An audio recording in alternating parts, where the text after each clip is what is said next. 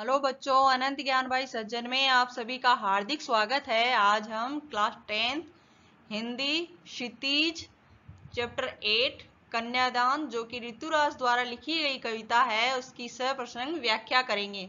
तो सबसे पहले कवि का जीवन परिचय जान लेते हैं। ऋतुराज का जीवन परिचय। कवि ऋतुराज का जन्म राजस्थान के भरतपुर जिले में सन 1940 में हुआ। उन्होंने राजस्थान विश्वविद्यालय जयपुर से अंग्रेजी में एमए की उपाधि ग्रहण की। उन्होंने लगभग 40 वर्षों तक अंग्रेजी अध्ययन किया। ऋतुराज के अब तक के प्रकाशित काव्य संग्रह में पुल पानी में, एक मरण धर्मा और अन्य, सूरत नीरत तथा लीला अरविंद प्रमुख हैं। इन्हें कई सारे पुरस्कारों से सम्मानित किया गया है, जिसमें सोमदत्त, परिमल सम्मान, मीरा पुरस्कार, पहल सम्मान तथा बिहारी पुरस्कार शामिल है। उन्होंने अपनी कविताओं में यथार्थ से जुड़े सामाजिक शोषण एवं विडंबनाओं को स्थान दिया है। इसी वजह से उनकी काव्य भाषा लोक जीवन से जुड़ी हुई प्रतीत होती है। अब इनकी कविता जो कि कन्यादान। कितना प्रमाणिक था उसका दुख लड़की को दान में देते वक्त, जैसे वही उसकी अंतिम पूंजी हो। तो इसका भावार्थ है, प्रस्तुत पंक्तियों में कवि कहता है कि अपनी लड़की का कन्यादान अर्थात शादी के बाद विदा करते वक्त किसी माता का दुख बड़ा ही स्वाभाविक होता है। हर माता को यह लगता है कि उसके जीवन की आखिरी जमा पूंजी भी उससे दूर चली जा रही है। बड़े ही लाड दुलार से उन्होंने अपनी बेटी को पाल पोस कर बड़ा किया था। आखिर अपनी बेटी के साथ ही तो वे अपने जीवन का सुख दुख बांटती थी, वही तो उनके जीवन की साथी थी। परंतु अब वह साथी भी उनसे दूर चली जा रही है। लड़की अभी सयानी नहीं थी, अभी इतनी भोली सरल थी कि उसे सुख का आभास तो होता था, लेकिन दुख बांचना नहीं आता था। पाठिका थी वह धुंधले प्रकाश की, कुछ तुकों और कुछ लयबद्ध पंक्तियों की। तो इसका भावार्थ है, आगे कवि ऋतुराज कहते हैं कि लड़की बड़ी तो हो गई थी, लेकिन पूरी तरह से सयानी नहीं हुई थी, अर्थात दुनियादारी की समझ अभी तक उसमें नहीं आई थी। उसने अभी तक अपने घर के बाहर की दुनिया नहीं देखी थी। उसे जीवन की जटिलता का सामना नहीं करना पड़ा था।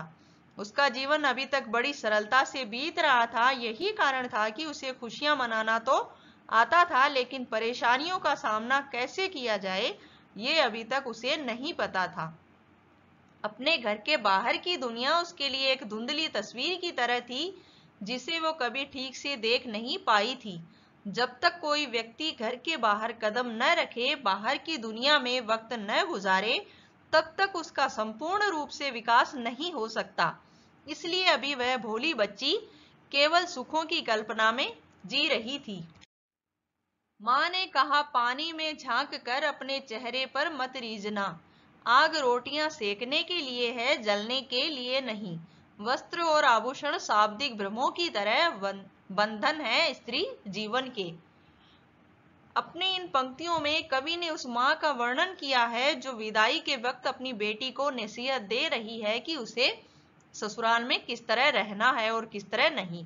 सबसे पहले माँ अपनी बेटी को बोलती है कि अपनी सुंदरता पर कभी मत इतराना, क्योंकि सांसारिक जीवन को सही तरह से चलाने के लिए सुंदरता से ज्यादा हमारे गुण काम आते हैं। फिर माँ अपनी बेटी को कहती है कि आग रोटियां पकाने के लिए होती हैं, न कि जलने के लिए। अर्थात वह अपनी बेटी को यह कहना चाह रही है कि अपनी जिम्मेदारियों को अवश्य निभाना, परंतु किसी अत्याचार को मत सहना।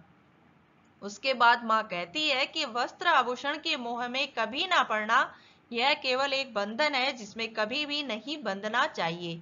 इसके चक्कर में बसा बसाया संसार भी उजड़ सकता है। माँ ने कहा, लड़की होना पर लड़की जैसी दिखाई मत देना।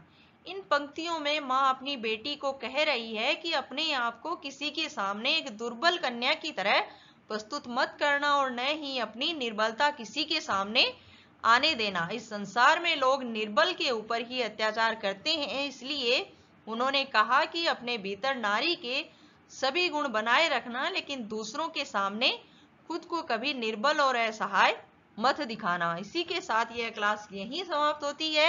इस वीडियो को देखने के लिए आपका बहुत बहुत धन्यवाद। प्लीज लाइक शेयर और सब्सक्राइब जरूर कीजिए ताकि ज़्यादा से ज़्यादा लोग इसे देख सकें। अगली क्लास का इंतज़ार करते लिए रहिए, तब तक के लिए अलविदा।